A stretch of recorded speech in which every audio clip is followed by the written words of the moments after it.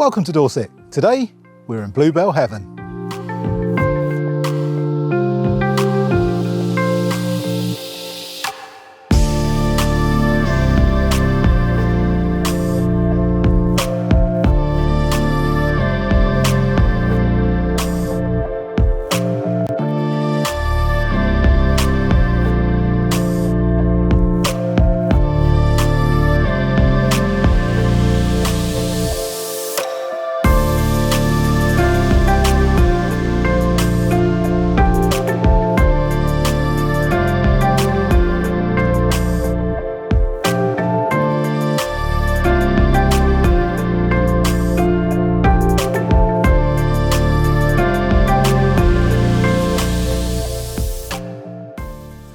Great to see you all again, guys. Thanks so much for joining me. Once again, I apologise for being away for so long. Bottom line, just not been feeling it. I've not been enjoying going out because there's been people absolutely everywhere and it's been so crowded. And I've just really not enjoyed shooting in those conditions, to be fair.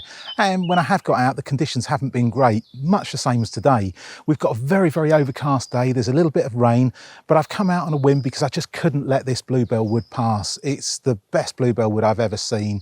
And it's one that I've shot for a couple of years now. And I really wanted to show you guys. Now, I'm not going to reveal the location, and I know some people will criticise that, but bottom line is I'm sick and tired of seeing people trampling through bluebells, absolutely ruin them just to get an Instagram picture, you know, or just not generally taking care of it. So all I'll say is somewhere in Dorset, and that's the end of it really. So please don't message me asking where it is because I won't tell you.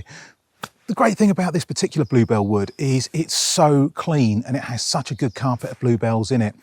Usually with bluebell woods, I very much try and focus on areas that have got beech trees because they're very, very tall, slender, and all of their sort of branches tend to be up the top, so they don't really interfere in the shot. This particular wood, it doesn't actually have beech trees in it, but it looks absolutely beautiful and they're spaced out superbly, so it's absolutely great. Now, it's not ideal conditions today. Usually I like to shoot something like this with a little bit of dappled light and you know, get little patches of light on areas, shoot it with a nice sort of long, you know, 400mm length or something like that. But today, because it's so overcast and we've got all this low cloud, my hope was that we might see some of the low cloud just coming in here. But it's, you know, not the end of the world that it's not happened, because it's going to give us a nice sort of diffused light. And just think of it like a raw file, really. Essentially, you're going to have all of the elements there. You're just going to have to bring out the contrast in there and, you know, sort of a little bit in post, just try to tweak it. So that's my aim today. It's not going to be the best shots in the world, but, you know, hopefully we're going to be able to get something out of it. And I mean, just being out here in this bluebell forest, I don't even care if I get any shots, to be honest. It's just such a nice place to be, and I just had to show it to you guys so you could see for yourselves. I hope you've managed to get out and get some bluebells. It's you know, coming to the tail end of that season now, but it's been a very, very late year.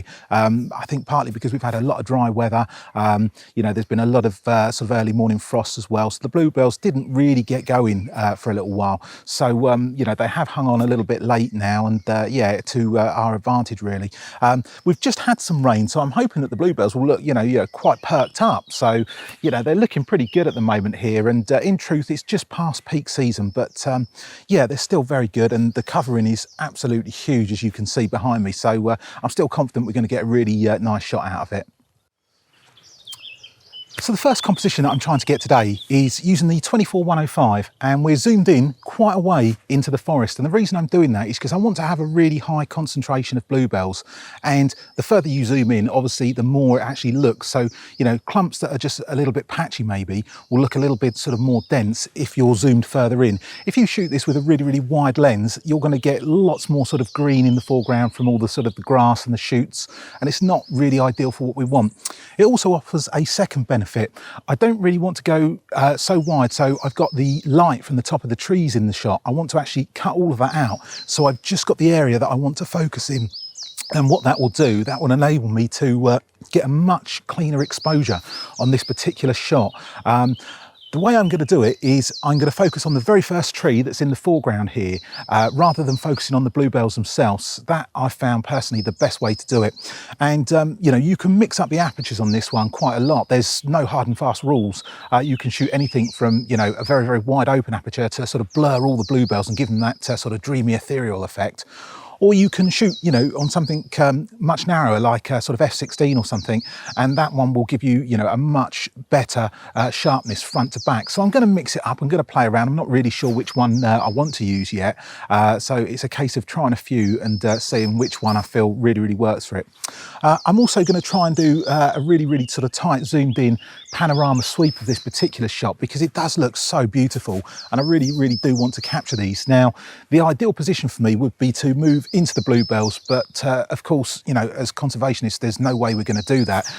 You know, I can walk a little bit further to the back of the wood here and shoot down, but I have got some other trees in the way, so you know, no shot is worth trampling these bluebells, so we're not going to do that. We're just going to try and make the best of it. So it's not going to be a completely huge panorama, but it's just going to be a way of getting sort of far more sort of megapixels in the shot really, and just getting a bit more detail. So we're going to play around and do a little bit.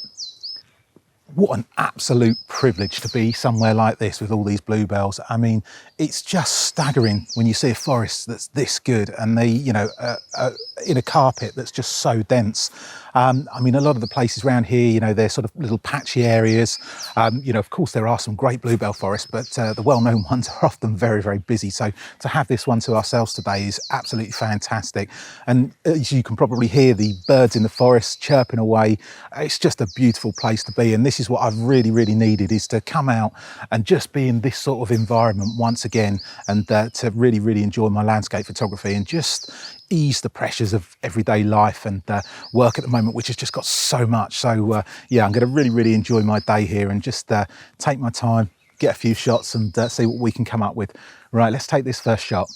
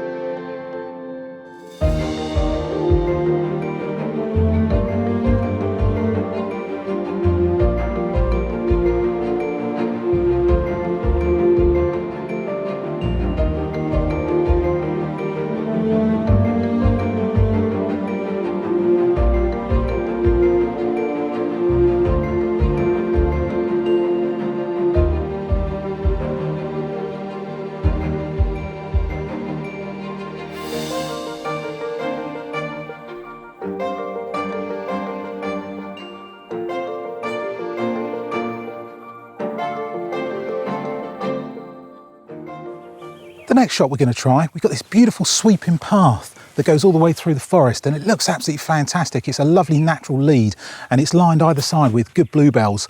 Again, we're going to go on the 24-105 for this particular shot, because I want to try and sort of condense and compress that scene down a little bit, so we're sort of more into it. If I shoot it on a wide, we're going to get too much either side, and although we're going to get lovely carpets of blue, which I guess is the point, it just detracts from the lead of that particular path itself. But we'll try all sorts with it. Again, we might do a panorama just to try and see how it works out, and whether, you know, it'd be an interesting shot. But my main focus is to zoom straight in, get that particular path shot, and you know, condense it all down so the path is the main focus and it leads us through the scene.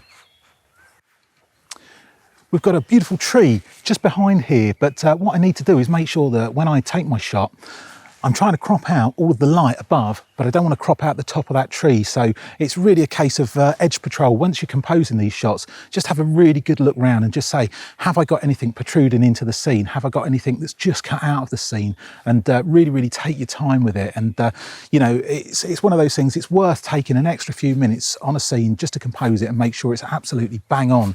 So when you get your finished shot, it's exactly what you want. There's nothing worse than getting a shot, getting back thinking you've got a great one, looking at it and realizing you've got half of the thing just cut off on the top, because there's no coming back from that. So I urge you to really take your time with these and just you know, look at each sort of frame as you're taking it, and just make sure you've got nothing cut off or nothing coming into the shot.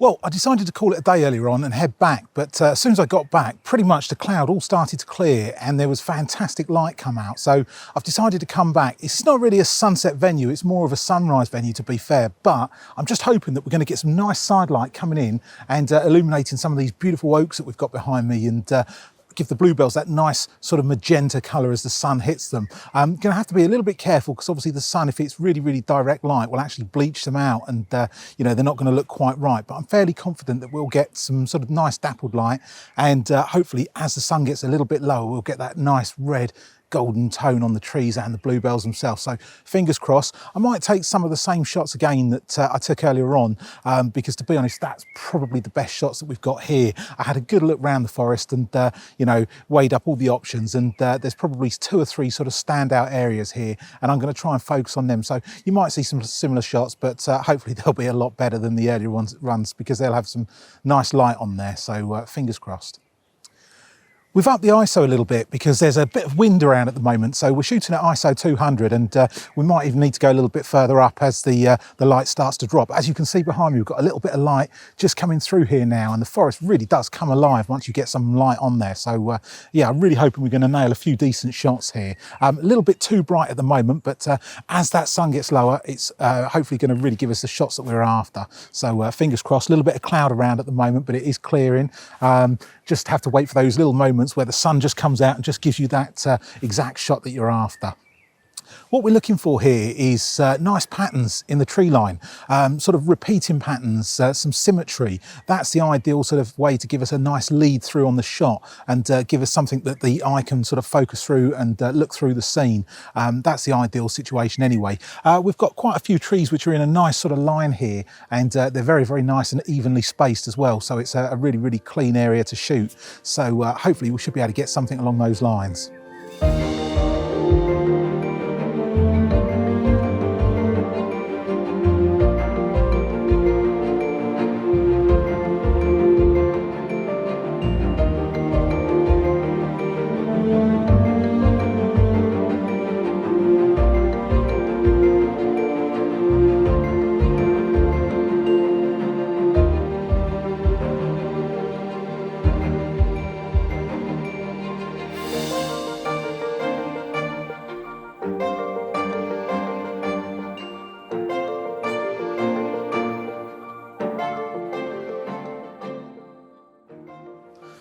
The smell from these bluebells is absolutely intoxicating. It really is fantastic to be here.